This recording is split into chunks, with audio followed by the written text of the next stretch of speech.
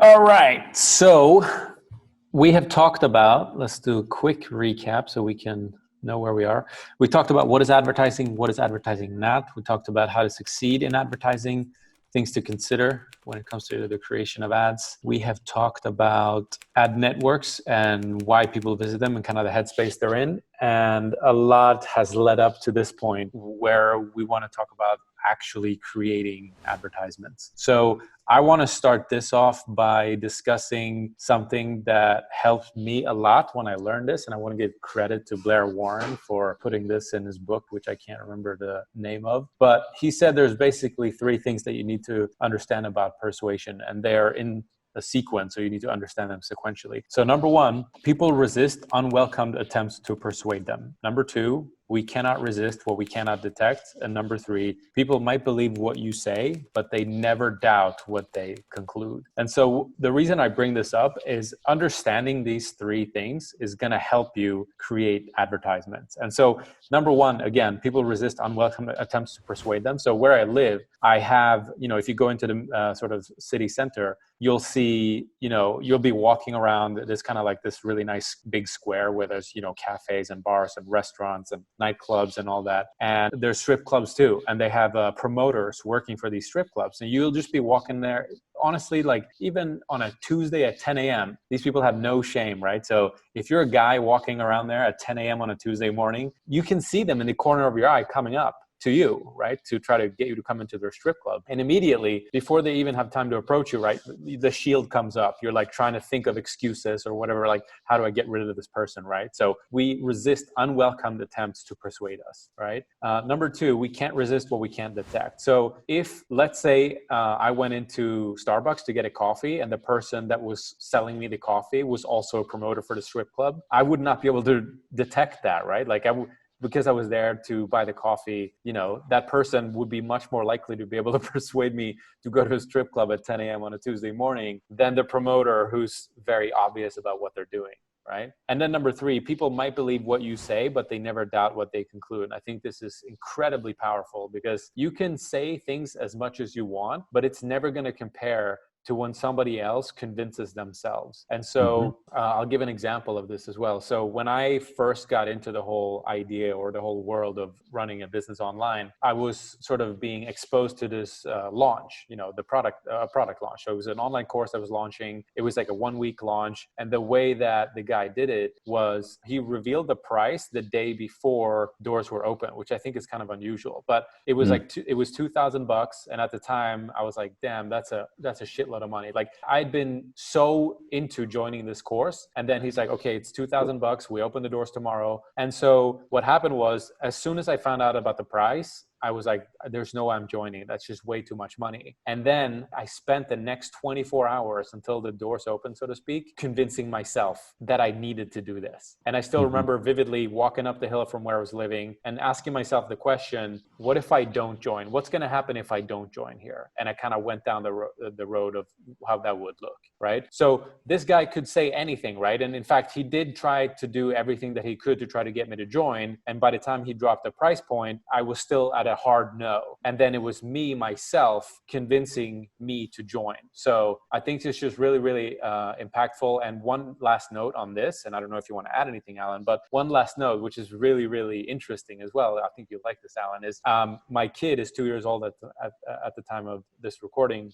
She's still young. She doesn't speak and she doesn't, she's still young, right? There's a couple of things she can't do, like talking. But it's still very interesting to see how much they understand and how much they pick up on and so on. And when we watch YouTube, we have these ads come on. And there's one company that makes these ads for kids, but they disguise them to look very similar to the other videos that we're watching on YouTube. Now my kid is 2 years old. She can identify an ad in a split second. And she complains to me. She can't speak, but like as soon as an ad comes on, she's like tapping me and like complaining, like hit the skip button. I'm like, we gotta wait 5 seconds, on YouTube. But there's this one ad or this one company, whenever their ads come on, she doesn't notice, she doesn't say anything.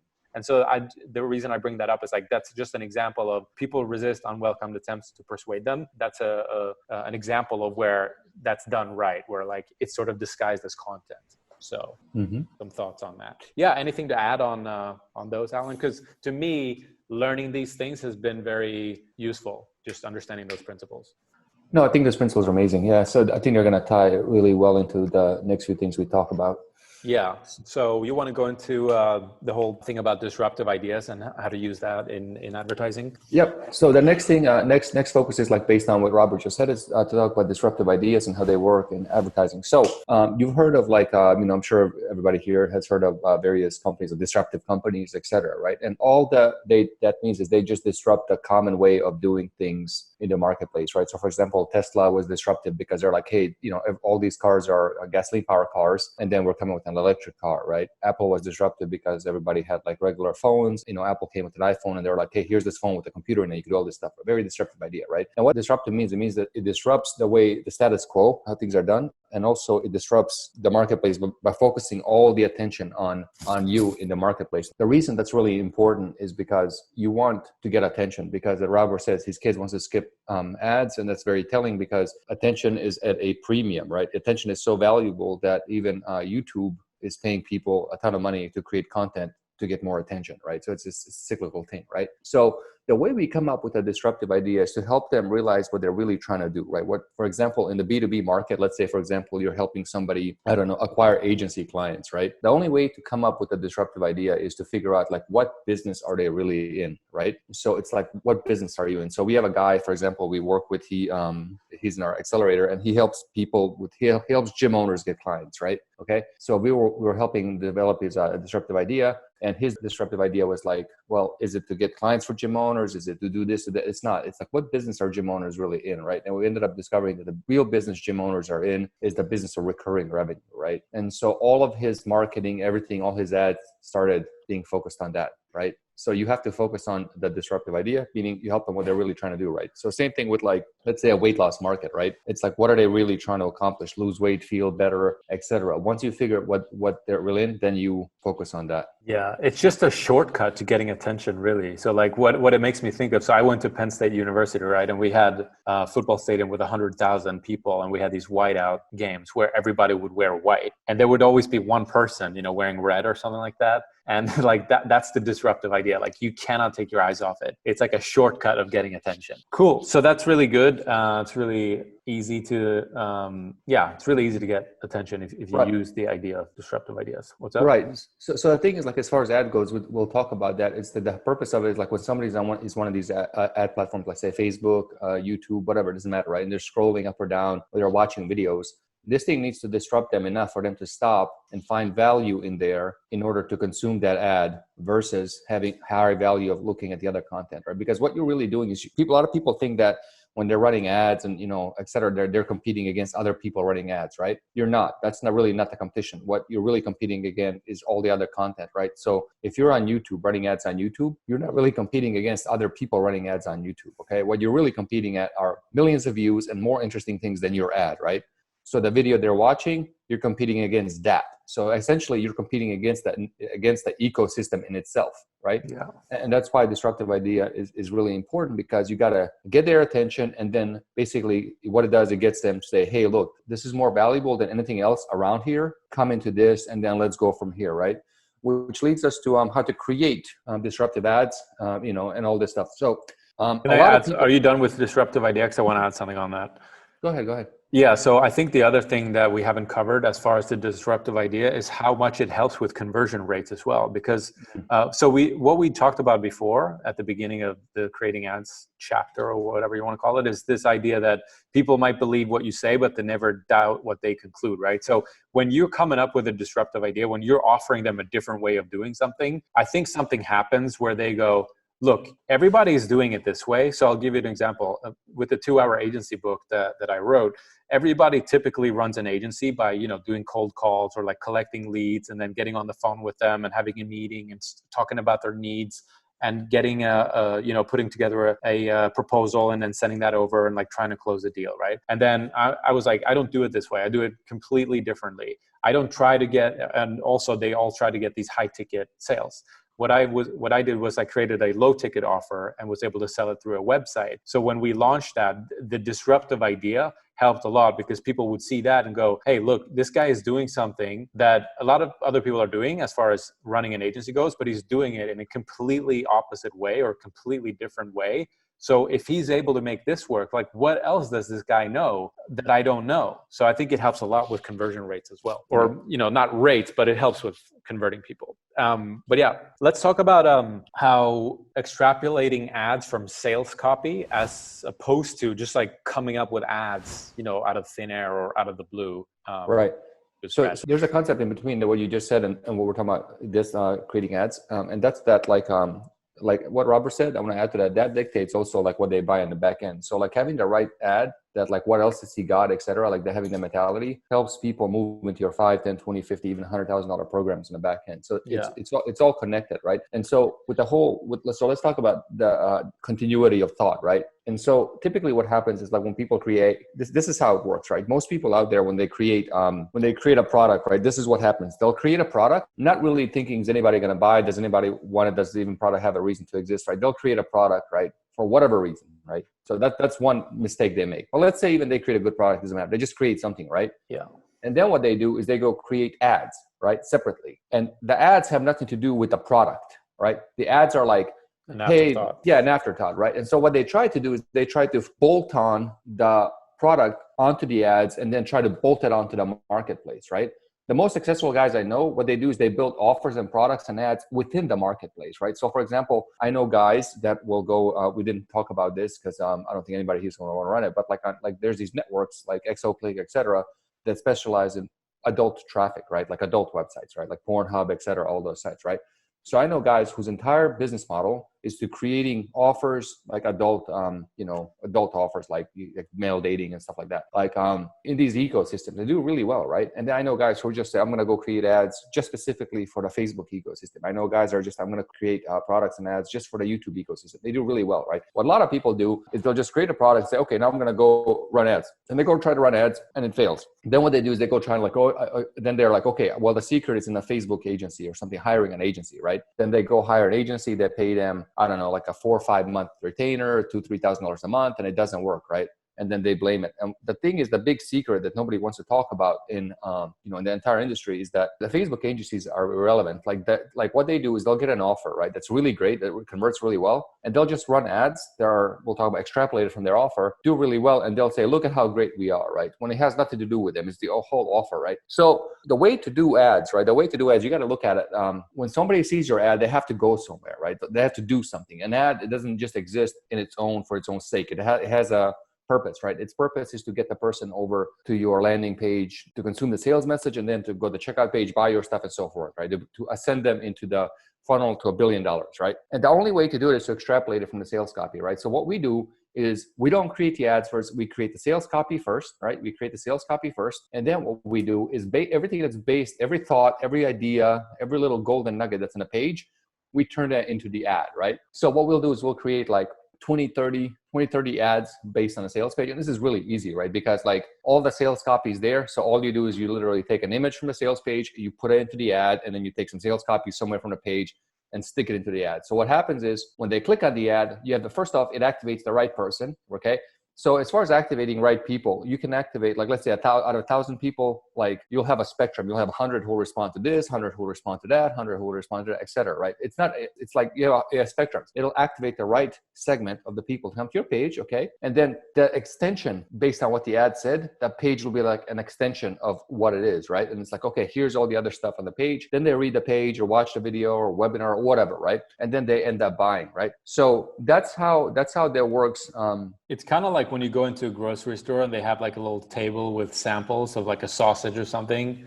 And then if they were giving you samples of sausage and then they try to sell you a cheese after you like the sausage, like that doesn't make any sense. Whereas if they give you a sample of the sausage and then they're like, okay, well, here, buy some of the whole thing, right? Yeah, I mean, I can tell you how many times I talk to people and they're like, oh, Facebook doesn't work or this doesn't work. I'm like, what are you talking about? We're selling like, $300 a day on it, easy. It's like, and I'm like, okay, what's the issue? And then you look at their ads and their ads have nothing to do with their sales page, right? Or even, for example, like the images they use, right? Like they'll use like some type of image of like a hot chick, whatever, in yoga doing something, and they're selling like some type of business growth system, right? It's completely unrelated, right? I mean, yes, you'll get attention. Yes, you'll get clicks. Yes, you'll get people to the page, but the wrong people. They're not going to buy your stuff, right? You want people to buy your stuff. Ads have to have a purpose. The purpose is to get attention and get the click and get them over into your environment where you can sell, right? That's it, right?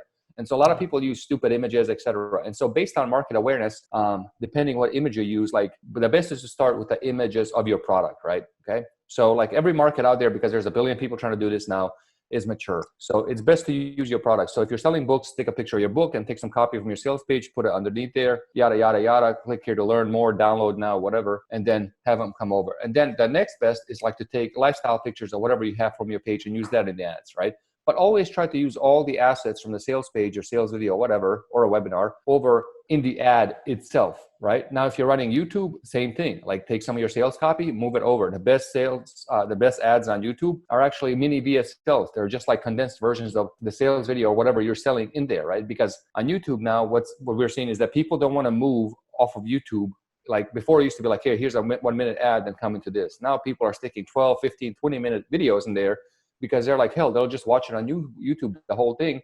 And then it pre-sells them and it kills two birds with one stone. They don't have to expend energy clicking and coming over. So that's how you create ads. You just extrapolate them. And now that's the formula, right? How they look, it's entirely up to you when it comes to testing. So the ad's not going to sell it. Ad's not going to sell it. Ad's going to pre-sell, right? Or pre-qualify, I guess. That's it. It's not even going to pre-sell. It's going to pre-qualify. Yeah. The sales page sells them, and then it also closes them at the same time, right? So that's how you do it. So if anybody out there tells you, oh, there's this magic formula, whatever, there's only, that's how you do it.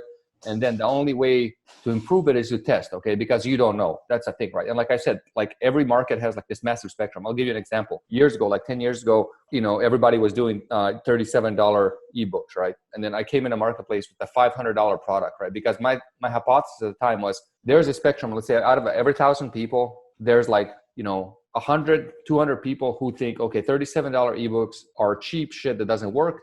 If there was something expensive I wanted because just on the basis that it's more expensive, right? So I sold $500 products with $1,000 upsells and did way better than the $37 books because of the spectrum, right? So same thing in every market, you have it. But the thing is like each one of those spectrums, imagine it like in a line left to right, right? So for example, you got these buyers, those buyers, these buyers, and then you have depth, right? And the depth dictates how much they're willing to spend later on, right? So the easy pickings you get might only spend, 5, 10, 20, 50 bucks with you, right?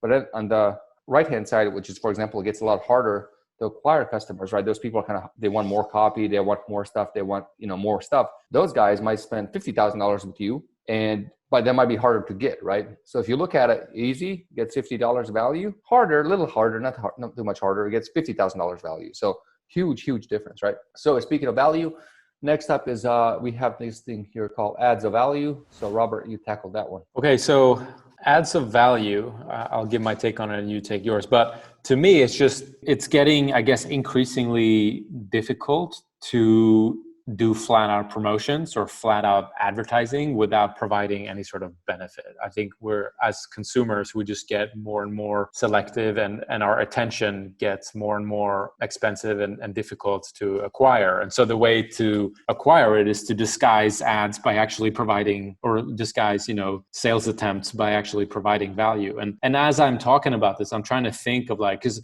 I think this was never the case back in the day. Like back in the day, ads were ads. And then the earliest example that I can think of this, and I'm really curious if you saw these, Alan, but do you remember, I think it was early 2000s, BMW started doing these short films by legit directors. Do you remember that?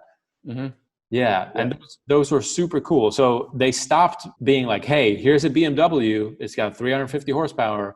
And then instead of doing that, they got Guy Ritchie, who did Snatch, to create, this little film about it. And then just use the BMW in the movie. And I think that's the direction that we're going to be going just, for the future.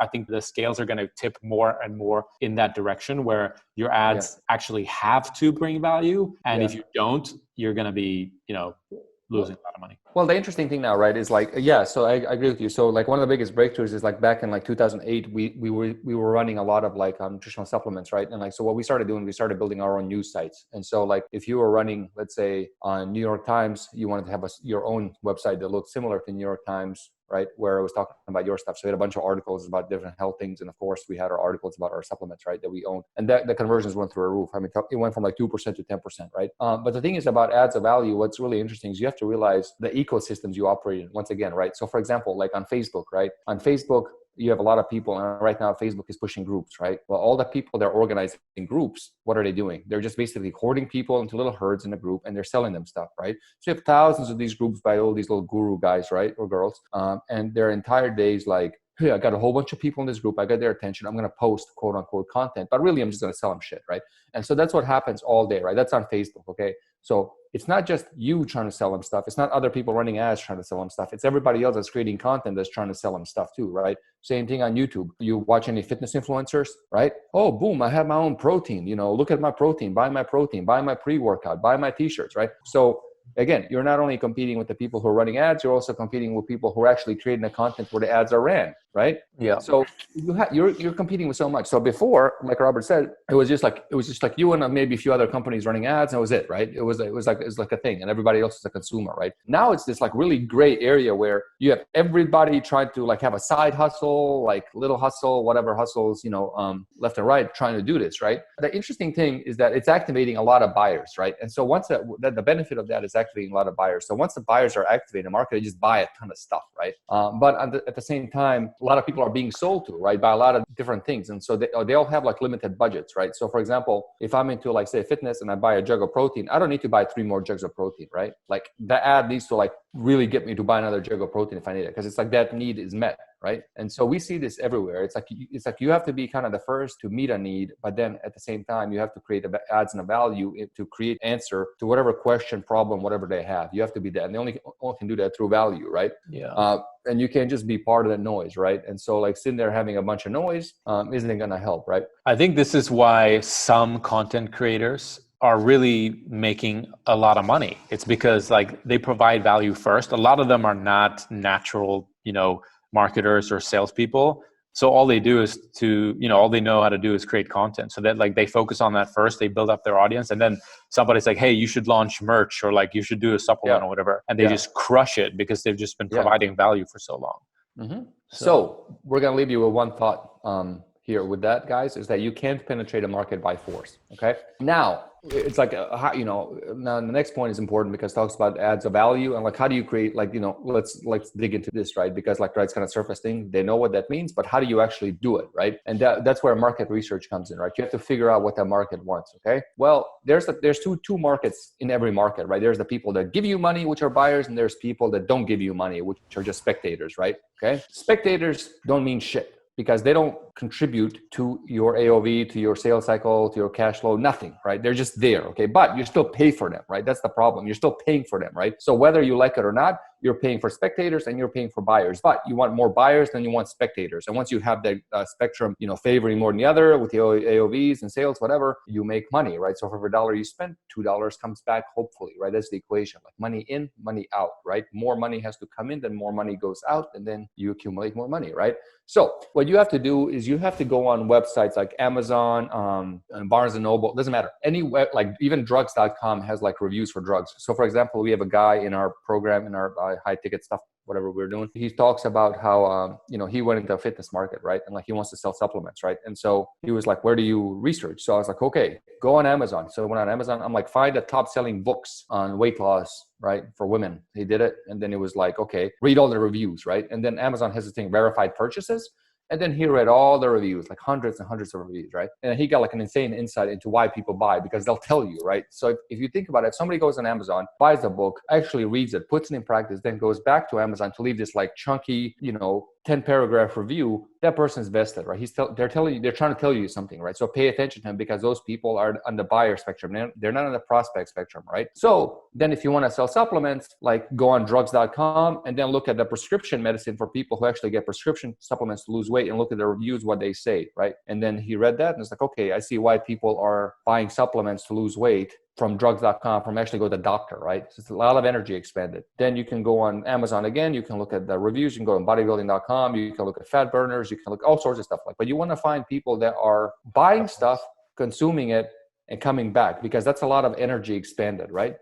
Then the other thing is you can go on Facebook groups, you can read comments. We have a guy we worked with a few years ago that was selling to dentists, who was selling software, like marketing software to dentists, for like $300 a month. And like all he did was he went to Facebook groups and a bunch of dentists read it for like 2 weeks, and then he figured it out, boom, nailed it on LinkedIn, right? Forums, same thing. Forums are kind of a dying thing. You go on forums, you can read what people are talking about. You can go on Reddit.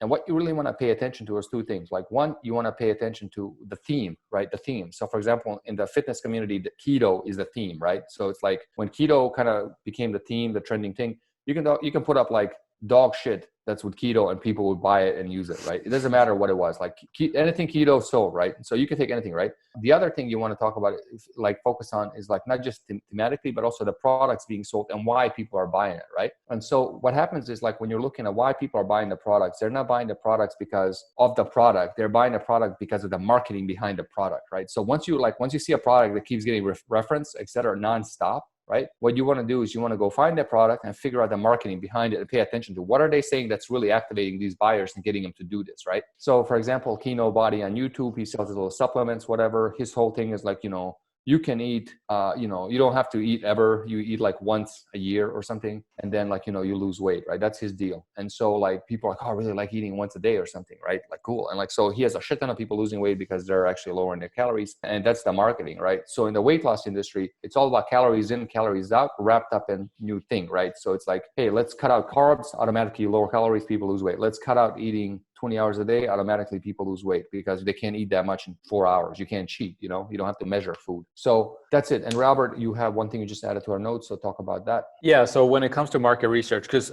I've heard this advice before that you gave, and I think it works for some people. We're all different. But as far as being able to do market research by going and reading reviews, personally, for me, it just never, I never got anything out of it. And I couldn't really figure out why. And then I was like, how do I do this in a different way? And I started bribing people, like ideal customers, to have a talk with me for 10 minutes. Like I try to figure out, okay, here's who I'm trying to sell to. What's some little thing that I can offer them? Like if I'm creating a product, maybe I'll give it to them for free when it's done, like whatever. And I just started hitting people up, say, hey, can I just, Skype you for 10 minutes? I just want to ask you a couple of questions. I'm not trying to sell you anything. And so I found a shitload more value out of just talking to 5 people than going on, Amazon and reading reviews and so on. So I wanted to just offer this as sort of an alternative way of doing it, or as a complementary way of gathering research, because there's a lot of information that's not passing through when you're reading a review. Like you can't see somebody's, face and, tonality in their voice and so on. So there's like a lot more, data points when you're actually talking to somebody. So even 10 minutes, in my opinion, makes a big difference. And another thing to pay attention to is the actual words that they use. And we've found, so like in my video agency, we found that a lot of our customers said they wanted to, number one, they wanted to penetrate through the noise. That was one of the terms that was used by several customers. So like, okay, let's start using that in our marketing. And the other one they used was, as far as the quality of their video, when we asked them like, what do you want? They said they wanted that wow feeling. So that's something that we put in our headline. So pay attention to that. And yeah, don't be afraid to talk to people. Like come up with some little bribe, get on Skype with them and just ask them a bunch of questions. And, a lot of times you actually end up getting customers that way as well, because they're like, oh, this is awesome, whatever, when you tell them. Yeah, Robert's right. That's what they typically call a focus group in corporate America, right? So Yes. That's actually really smart, right? That one thing I want to add to that is that actually we had software built. I don't know if I ever told you, but the current dev team built it. We still have it somewhere. I need to just find it. But the software was really cool, right? Like you type in like a keyword, right? And it would go to Amazon, go to bodybuilding.com, go through all these sites, right? And then it would pull out, it would pull back all the products that are like, and you would say, I want 5 stars, I want at least 200 reviews, I want verified purchases. You have this filter, right? And then it would pull up all this, the software will pull up all these reviews. And then what it would do is it would, you press a button, right? And then it would use a Google Natural Language API. So if you just go to Google, type in Google Natural Language API, and you can go there, and Google and IBM both have these. I think Microsoft has one now, right? But what it does is like, if you paste a certain like paragraph or like a review in it, it'll tell you like the syntax, the sentiment, how people feel. Are they angry, optimistic, happy, sad, whatever? It'll tell you like all the keywords that kept popping up, whatever. So I had a buddy of mine that actually was going into the probiotics market, right? And so he was using it, and it turns out like there was all these like ads running for probiotics, like, lose weight. And then like we did the research, the software, and then it turned out that the main reason people bought probiotics was to be more regular, to go to the bathroom, right? And so he did that. did really well because nobody else was talking about that. And so that's a really powerful way to do it if you're technically inclined. Google Natural API, and yeah, it'll tell you a lot of insights that you won't pick up. And then like when you write your copy or sales copy or ads, you can really reflect on that. So Robert's right. Like if somebody wants a wow factor, if you're writing ads on Google, get your wow factor or whatever, right? So now let's talk about wave writing, right? So wave writing is like this concept that in our industry we have like behind a guru closed doors or whatever, right? Because we talk to a lot of people, right? They've been doing this for a very long time, and it always seems like there's two types of people that kind of are really successful at this. You got on one hand, you got guys like us who just want to have one thing that's like super boring for a very long time, right? And I used to do wave writing. I'll talk about what that is. The boring thing because you have compound effects, right? So everything you learn, everything you do is compounded. So for example, if you're running an offer on Facebook or YouTube, whatever, and you spend like a year running ads, after a year, you have a lot of data you can work with, right? You have so much data that you know exactly how the market operates, then you just focus on being operationally efficient, right? Whereas you have guys who follow these waves, right? Like keto, for example, in weight loss. They're like, okay, keto is great. Boom, let's do a keto offer. So they'll go find an influencer and then package a keto offer, and they'll run that hard for like a year until the wave is dead, and then the business dies, right? And this happens everywhere, right? So they ride like, they'll do it for example, in the start an online business space, like agency was a wave, right? A lot of people, oh, look at this guy has an agency. I'm gonna start an agency. Runs an agency for 2 months. I was teaching people how to do agencies, right? And so this happens everywhere, and you got to be careful, right? Because you got to figure out, because one is way more stable long term. It has a lot more compounded. The business is sellable. You can build a great team, etc. With waves, I see people just blow up, build teams, and then when the wave is done, the whole thing goes to shit, right? Because like if for example, in a weight loss, if you build an offer on keto diet, then when keto is no longer popular, when some other diet is you got to start over.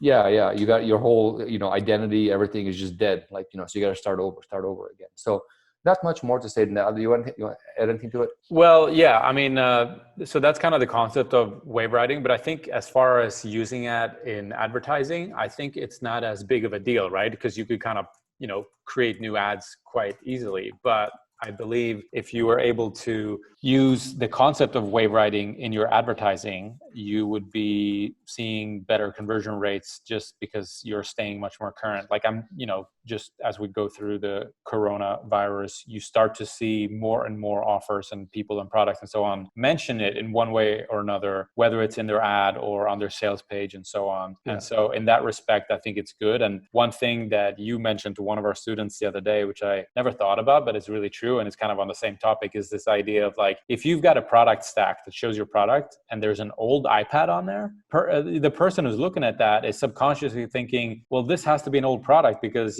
I know that the new iPad doesn't really look like that. So this must be an old product. And so wave writing is kind of similar in that respect. If you have something like coronavirus, which takes the whole world by storm, and you're not mentioning it, then it's kind of like, well, this must be dated because they're not even mentioning the elephant in the room, So yes, and I want to add two more things to it. Like one, go to Google Trends if you want to kind of like see trends of like, where the waves are starting. And two, go to news.google.com and you'll see what pops up. Typically, wave writing is reflective on media, right? And so waves are, imagine like the media, right? Media is like being little earthquakes, right? And then it creates these waves in the ocean, right? And then people jump on these waves and ride them, right? So for example, back in the day, like 10 years ago, Oprah and Dr. Oz and Dr. Phil, whoever, that whole cluster, right? They would go on TV and they would say, Oprah would say, hey, I lost 1 million pounds with like acai berry, right? Or Dr. Oz would be like, these blueberries or whatever berries, let you live to be 100 years old, right? So you have like 5-10 million people watching these shows and they go, oh, Dr. Oz said it must be true, right?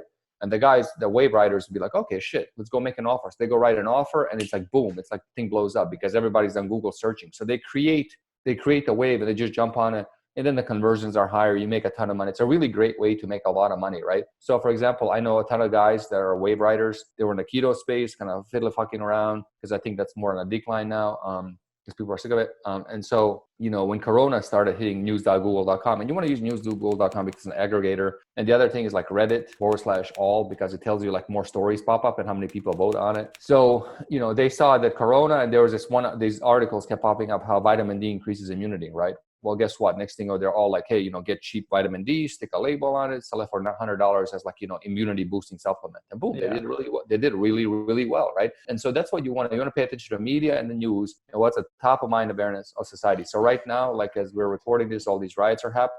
Right now, the wave to be ridden is basically survival gear, like protect your family. Like if the cops are disbanded or dismantled or whatever, there's nobody to protect your family. Here's that books and stuff you got to do. So I know guys doing that now. They're making a lot of money, right? And this thing, thanks to our media going crazy. And the reason it's going crazy is because, like CNN, Fox News, whoever, right? Like people aren't watching them as much, right? So for example, Joe Rogan gets more views than CNN, right? So what do they got to do to make, so what do they got to do? They got to, up the ante, right? Which creates more waves. They're just stirring the pot shit and talking about stuff, right? And so right now, like the World Health Organizations came out and they're like, Corona doesn't spread like that. Like it's easy. They did a study of like 500 people or something. And then like the Dr. Fauci said something and they're like, oh, it's not true. So they're trying to create controversy, but whatever, right? Doesn't matter.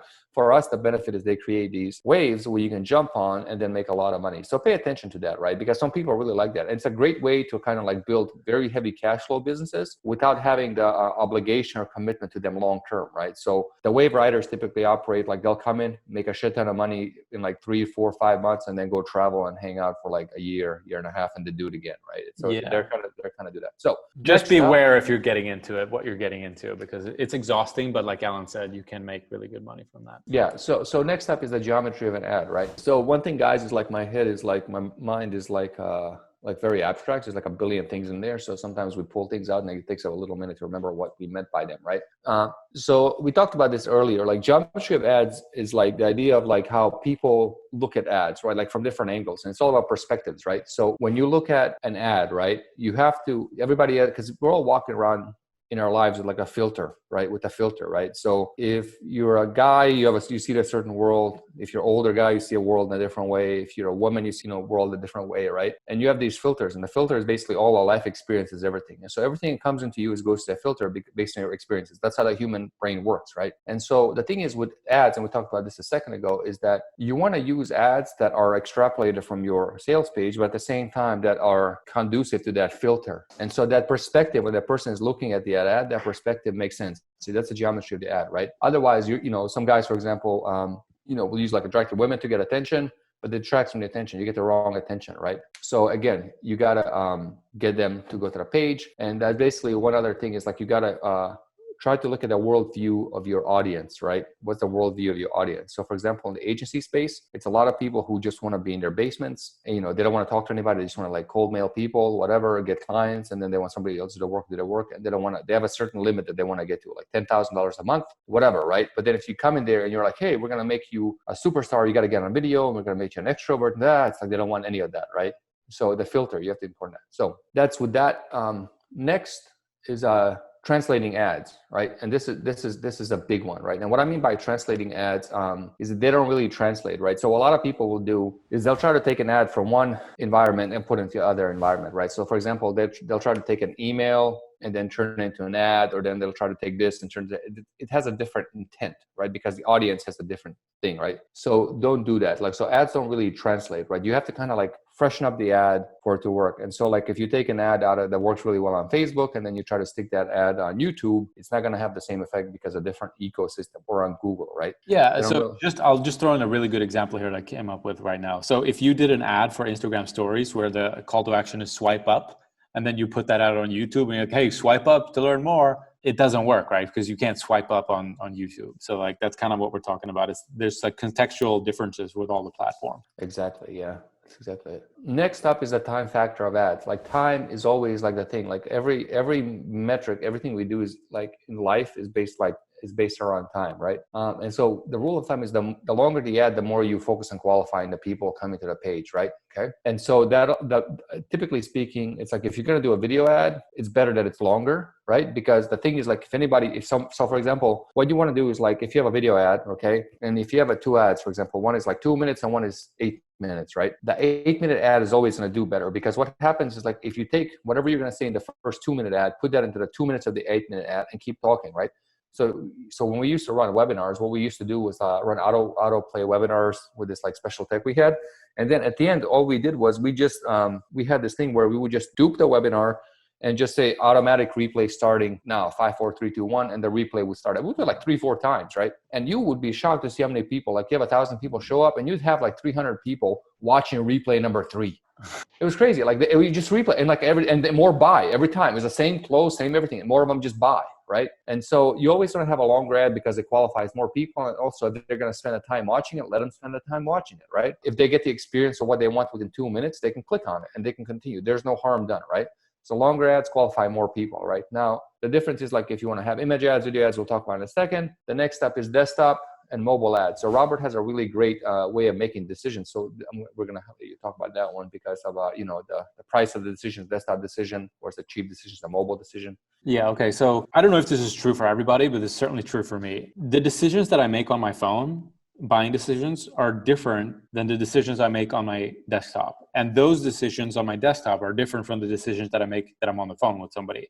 And those decisions are different from the ones that I'm doing when I'm standing, in front of a guy and shaking his hand. So one thing that we realized was when we first launched our first product together, it was an ebook and we were charging $37 for it. And then when we lowered the price to like $5, we looked at the stats and we found that there was I think 44% increase in mobile purchases when we did a lower price. And I realized that there's a direct correlation between price and the sort of device that you're using to buy the thing. So for me, I think I just inherently have this thing where if it's $50 or $100 or something, I need to go to the computer where I'm more comfortable doing research or whatever. I don't know what the actual number is, but we all have some number where you need to be able to do more research. And I don't like to type on my phone. So like I need to go to a better place to do that, which is on my computer. And so sometimes, if you think about it that way, certain products, like I've never bought a $997 product from a webinar from my phone.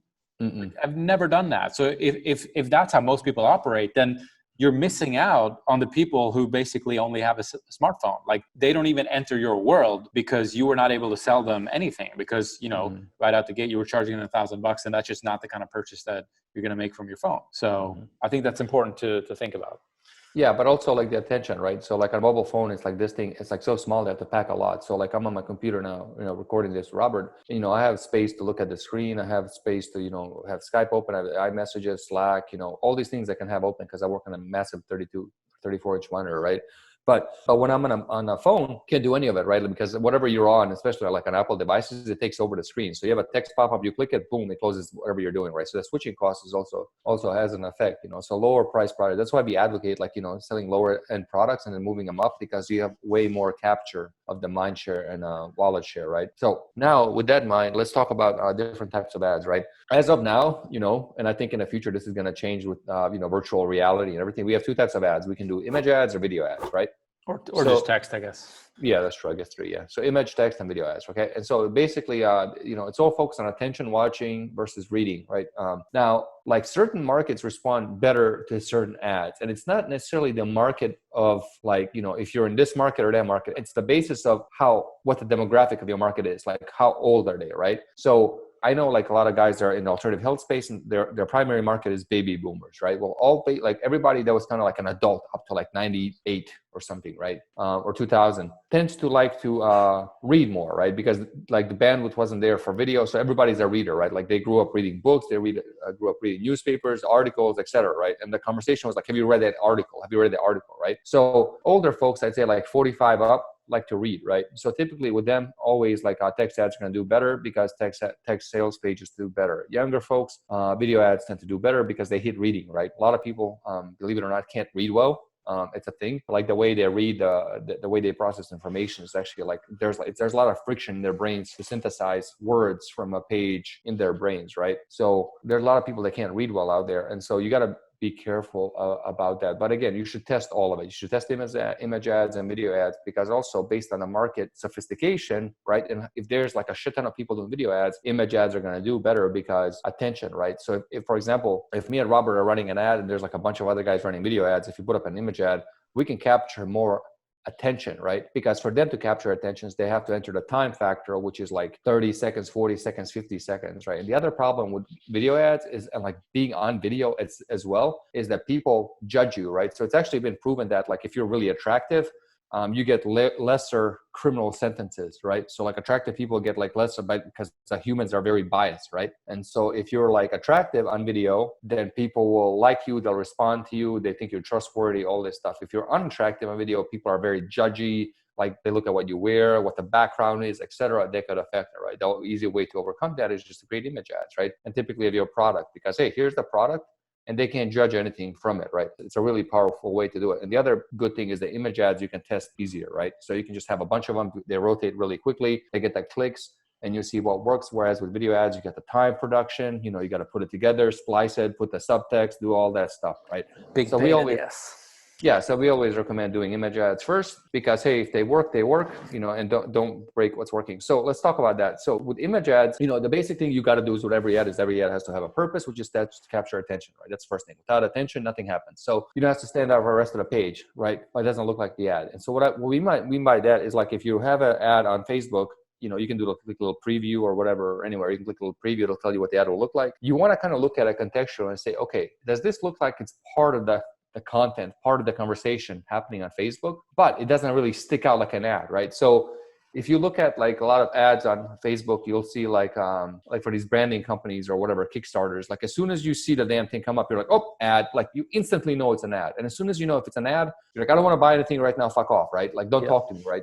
But if it's like something that's like you scroll up and it's like an article or something or an image or say something like, how to do whatever that you're really into, then you're like, okay, cool, right? So for example, right now I'm into like, super healthy recipes for eating. So if I was to like scroll on Facebook and somebody had an ad that talked about that, I'd be like, oh, I want to know more about it. I would click it. And if it had some examples, I would buy it, right? But if somebody was on there, like I see it all day, like trying to sell me stuff, I'm just like, look, just like stop. Like you guys don't get it, right? And the typical reasons most companies don't get it is because people running the ads aren't spending their own money. So a lot of agencies that you go out there and hire, they're not spending their own money. And so there's no accountability or risk factor for them, right? So they'll just burn money and test the shit and whatever. And then when it doesn't work, they'll blame it on your product sucking, and when it does work, they'll get the credit, right, for doing well, right? But it's all basically them. So like in terms of like them fucking up the ad or whatever, because the product is the only thing that really matters.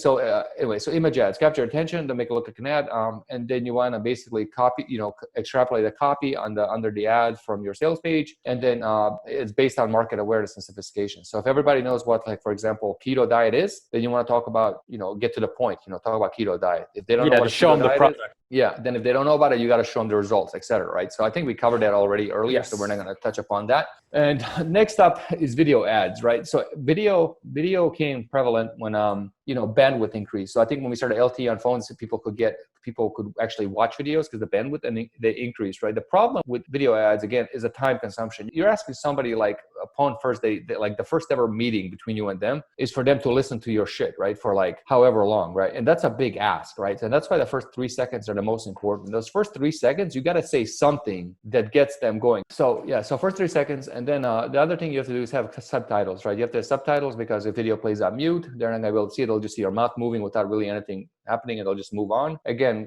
whatever you say has to be based on market angle sophistication. And then the big thing about video ads that I discovered recently, well, I'll talk about it because I was going to say on an accelerator, is that people have like, there's a book called The Rubber Band Effect, right? And basically like Rubber Band Effect is like by this guy named Robert Fritz, and he read this book called, the book is called The Path of Least Resistance, and it talks about the structure of your life dictates the outcome, right? And a lot of people will be out there to buy things to just like, so the typical throughput, right, of an information product, if somebody buys it to actually doing something is 2 to 5%, right? That means if 1,000 people buy, 20 to 50 will actually get to the end, right? And this is not, it can be the best product, it can be whatever, but your product should be so good that those people that do make it to the end, they get phenomenal results. Like we have a guy that's about to hit 7 figures working with us. And so it's good, it's a good feeling to see that. But the thing is with the rubber band effect, imagine somebody stays in the middle of the room with 2 rubber bands, and like if they go to one side and they go to the other side, it's pulling them. There's different structures in their lives, right?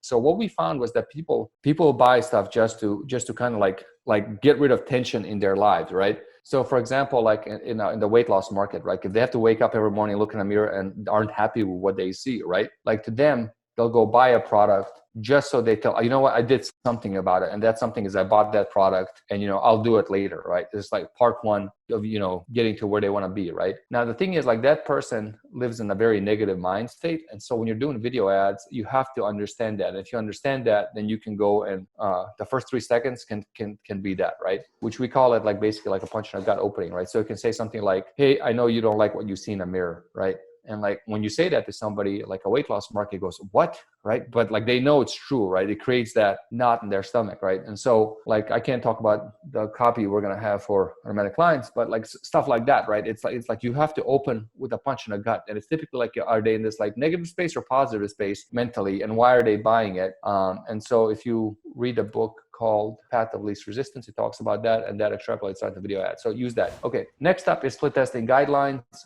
And so split testing is important because, I mean, the truth is like as much as we covered here, as much as we want to sound like, we know what the hell we're talking about, nobody knows what they're talking about, because it's all marketing is the best guess in time based on prior experiences, what you know, what you think, intuitive feeling. We're just guessing, right? What we see other people doing, whatever. It's the best guess in time. If anybody out there tells you a definite, it's not true, right? Because we don't know. Okay. We don't know how masses of people are going to react to whatever we do online. We just don't know. The only way we know is to put it out there and see what happens, right? And then improve it. And that's when you create feedback cycles. And then that's when you do testing. That's why in automatic clients, we advocate that you have to at least break even. So part of the economics is be able to acquire customers by spending a little more than anybody else in the market. It can be a penny more, a dollar more, whatever, right? Be able to pay more, and then without losing money, right? That's economics. And because if you can do those two things, you can get people coming in, would allow you to split test, right? And so you can test different things. And if you can test different things, then you know where to take the offer, where to take the ads, where to take the market, and you can optimize. And if you can optimize, you have compound effects. So if you increase your product, say 1% a week for a year, that's like what, 300-400% increase, right? That's big, right? And if you do that for a long enough time, you basically dominate the market. This is how, certain corporations will be like Apple. That's why Apple is like, you can't take, it's like, it'll be interesting to see who replaces Apple, right? And typically it has nothing to do with somebody else, coming and beating these companies. It's typically something like these companies fuck themselves from the inside, right? Like Nokia had just all the bureaucracy and everything. I remember when I was in college, one of my professors was a consultant for Nokia, and like she was just telling us how much bureaucracy there is, right? And so there was a lot of shit show going on in Nokia, and then Steve Jobs came out and destroyed it, right, with Apple. And so that's how these big companies, behemoths, become what they are, because they test everything. So even Apple, like all the data, how you move your phone, what you do with your phone, what apps, they test it, they track everything. All that's tested, right? All the decisions that are made on your phone are based on billions of touch points, right? So again, best guess in time, right? So when the iPhone came out, Steve Jobs guessed, okay, people are going to like that. Okay, I guess they do like it. Now let's improve it by testing little by little. So every year a new phone comes out, a little better, a little better, a little better. And next thing you know, it's the best, right? Sorry, Android users. And this happens everywhere. Same thing with Facebook. Facebook split test their platform because, you are the product, and, they want to see what gets you to come back all the time, and testing, right? So when you first go to the market with your ads, with your product, with your service, with anything, it's a best guess in time. And then the only way to increase is to test. The only way to test is to be able to acquire customers by spending, because the only way you can acquire customers is by spending more than other people, right? And without losing money, being more efficient, right? Okay. And once you get that, then you can test different things. So you got to test different things. So first off, you want to test, who is a video versus image. We talked about it, right? But then you got to go deeper, right? And the way you test is that you look at your data, right? So you go into your Facebook account, you go into YouTube account, you go into your, Google Analytics, whatever, you look at everything and you say, okay, look, let's see what's happening, right? And thanks to the magic of internet, you can actually look at all these things, right? So you can actually have a spreadsheet and it'll say, out of 1,000 sales, we'd had this many women, this age, this, that, right? So we had a guy in our group, Jeff Miller, come in. He had an offer. We helped him create an agency space. It was bombing. I looked at it. He was targeting like everybody from 18 to like 75 or 65 on Facebook. And then we looked at the spreadsheet and it was like, okay, look, 24 to like 45 are spending money. Let's cut those others out. So you cut those others out. Now you have the budget allocation going into it. Because remember, you're spending money for even the people that don't buy your stuff, okay? But the reason it's important to spend money on people that buy your stuff is to learn that why they don't buy your stuff, so you don't spend money on them anymore. So he cut that off. Like when we were running, when you're running different things, you might have gender testing, and nobody wants to talk about this because everybody wants to be politically correct these days. But men and women will have a different AOV, right? In CPA, in the weight loss market, it's like way more profitable to sell to women than men. Way more marketable, profitable, right? In other markets like, build a business and stuff, I think it's equal actually. At first we thought it was there, but then women also buy back-end stuff.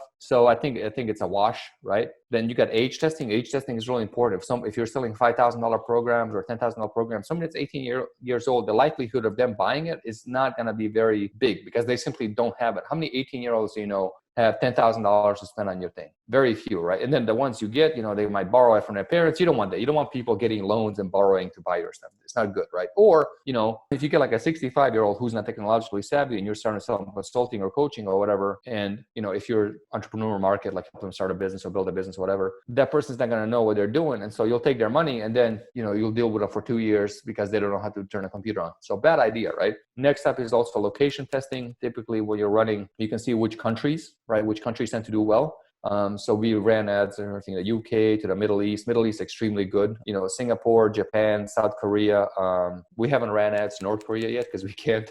But like South America, Canada, whatever. And all these countries have a different performance, right? So you got to pay attention to that, right? Because if you have a limited budget, which we all do, right? Unless we're a publicly traded company that we're spending money, that's not our money. Then we have to allocate that budget, right? And then it's like, again, you're paying for people to buy, then don't buy. So if you're running ads to people, let's say in Canada, so for us, like Canada never did well, right? For some Canadians just don't buy stuff. Maybe they don't like Robert. I don't know why.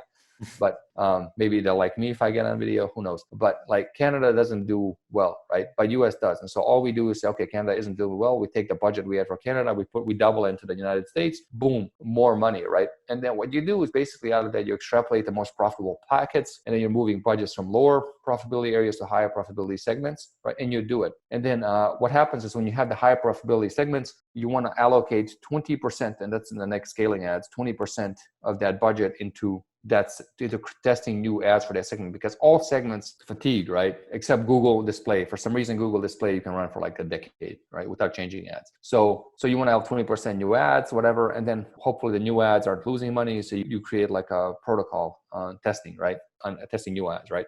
And so it's really, really important to do that. So again, split testing doesn't come from pulling thoughts and ideas out of thin air and kind of like, hey, let's test this, let's test that. You have to look at your data and do intelligent testing by looking at the actual data in your analytics. So that's all I have to say about that. Robert? All right. That summarizes the creating ads lesson. And next up is how to scale ads.